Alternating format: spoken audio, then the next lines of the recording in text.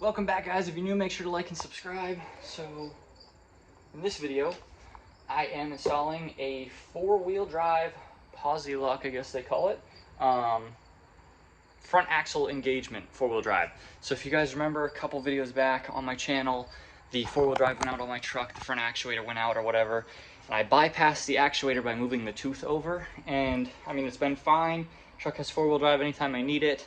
And it didn't interfere with the truck's drivability really much. I did lose like a mile per gallon, maybe fuel-wise, and it's got a vibration on the highway now at higher speeds, and I'm assuming it's because my front drive shaft's turning, and the front end is just doing a little bit more work. So it's been okay. It's not like it's bad, but for some reason, I'm really bothered with I'm very bothered by the vibration, so I don't want it to do that anymore. And I, for some reason, just feel like, although it seems fine for the truck and a lot of other people have done it, it just feels kind of unhealthy. For some reason, when I drive it, I don't like that. The idea of it bothers me, so I got one of these things, and we are going to install it today. It's literally like the same damn thing pretty much as we did. We take off that same little piece, and pretty much just put this there instead, and then I can manually pull that fork back and forth, so it's no longer vacuum actuated, it's hand actuated. So I'll open this box up so you guys can actually see what we're talking about. As you can see, it works with a bunch of different vehicles. This one's obviously for the Dodge. Got a picture of my truck right there. Let me open it up, and that's all it really is. There's no electronics to fail. I apologize for that noise you guys keep hearing. That is my power inverter in my truck. I got the light plugged in, so sometimes the fan comes on to cool it. But yeah, this is the piece we took off last time on the truck, and I slid the fork over, so it comes with a whole new one.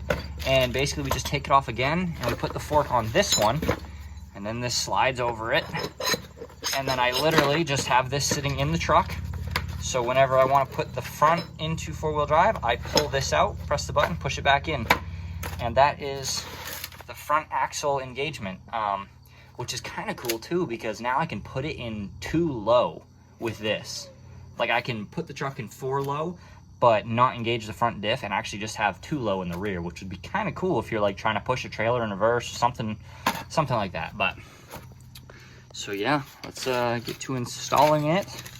Comes with a little gasket. That little black piece is bracket for the button. I think, oh yeah, that little thing right there is basically just to turn on your four-wheel drive light. And that is the casing. And we got some papers here, some directions, and a 4x4 posi lock sticker that's going under the hood. So the very first, absolute first thing you're gonna want to do is bring the whole wiring part into the cab and drill a hole and run it through, because you cannot take off the button on the top. I tried, does not come off, so you have to do this part first, then run it down to the axle. Otherwise it won't fit up through your dash unless you're going to drill a hole as big as the button. So gonna go line this up in the cab, drill a hole, run it through, then throw it all together under there. So I got the bracket on, I have a hole drilled over there, and then I drilled through the floor for this to actually go through, and then you just feed it out to wherever yours came out. And mine, it came out in a pretty awesome spot because it's got to go over the front axle, so it's already pretty close to it. You can see it comes out right there. So that is perfect. I'll probably just pull it down. I'll probably go right over the motor mount down there, over the diff. Here it is coming through the bottom. I'm gonna kind of bring it over this, but still under the oil pan. Over here. Boom.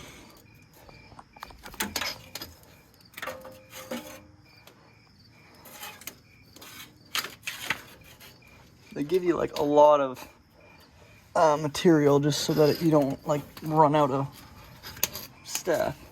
I really didn't need that much. And then it's pretty much just right here.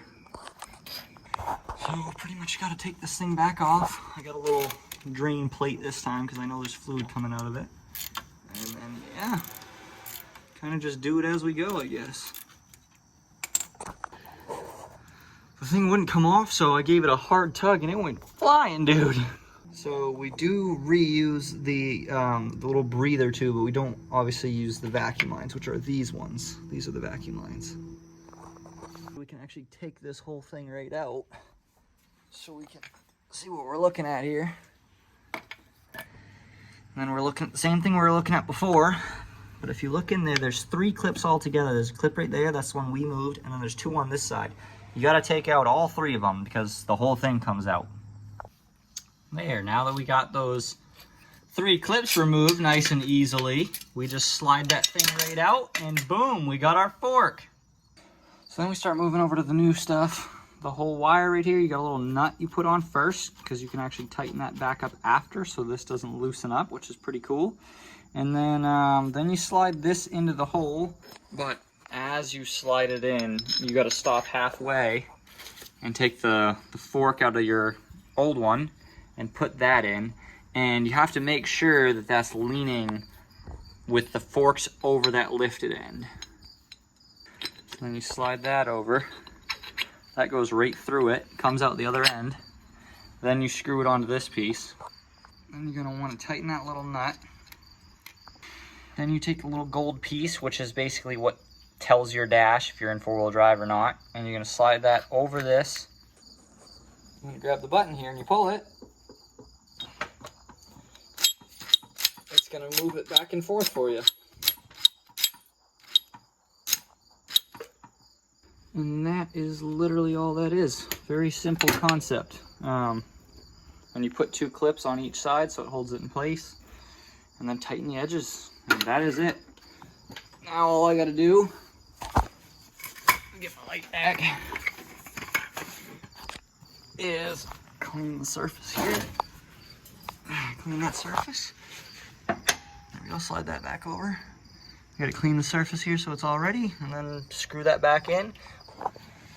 Then you just tighten up your 4 bolts, and now it's back in place. Right there, you do have to take off the piece from your old one, screw it in, and then slide the breather tube over. I broke mine, so I gotta go to the hardware store and get another one.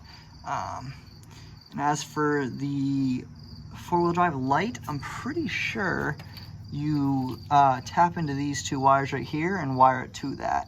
And it comes with 2 extra wires that go onto those. But yeah, you just wire it to that, and then it tells you. Simple, simple design.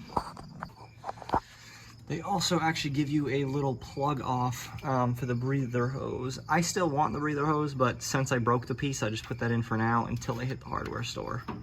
But that's it. And then I cut these 2 wires, and they give you these little hook things to screw onto those, and then you're good. Everything's done. I even wired up the little wire so it'll tell me when it's in 4-wheel drive. I am pretty happy with it.